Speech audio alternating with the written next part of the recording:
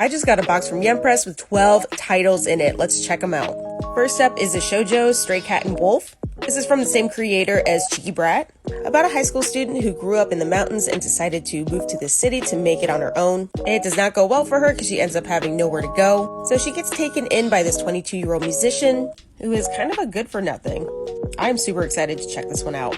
Next up, we have Maiden of the Needle. This is the manga adaptation of the light novel about an 18-year-old girl who's reincarnated into another world. Now at 15, she's treated like garbage by her family because she doesn't do a special blessed weaving skill that her family is known for. Unbeknownst to them, it's because she's hiding her skills. It's about sewing, it's got fairies in it, it's really cute.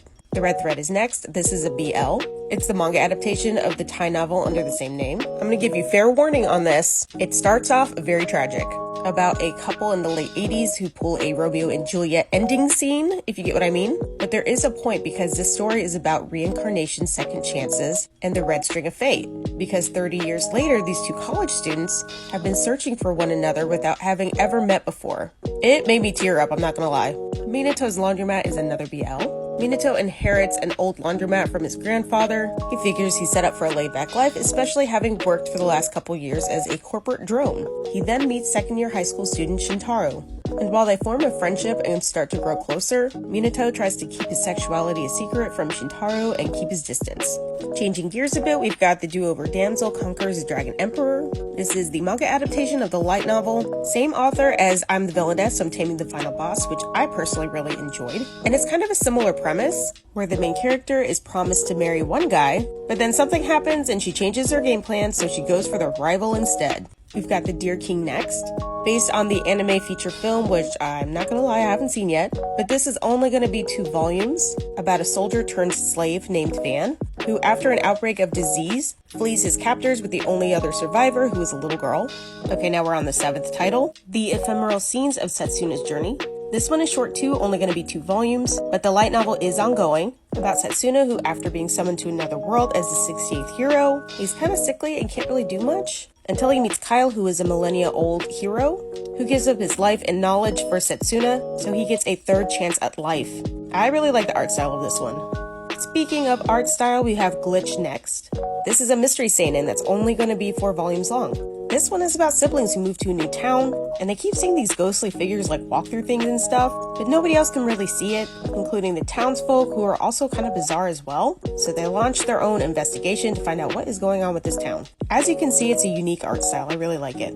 From the most famous artist group since the late 80s, we've got Tokyo Babylon from the Clamp Premium Collection. Please don't ask me how many times I've had to redo saying that. But these editions will have new covers, and inside they have full color fold-out posters, which I think is really nice. I am super excited about this. It is a 7-volume BL, originally published in Japan in 1990. 16-year-old Subaru is the 13th head of his clan and an onmyoji, which is kind of like an exorcist, and he goes around with his twin sister, solving supernatural troubles, also with the help of a 25-year-old veterinarian.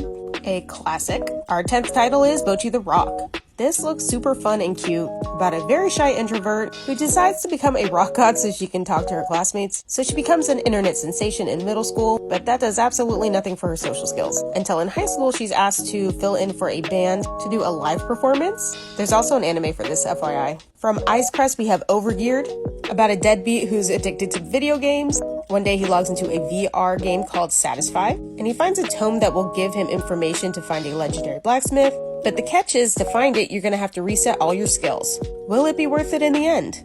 Last but certainly not least, we have Jungle Juice.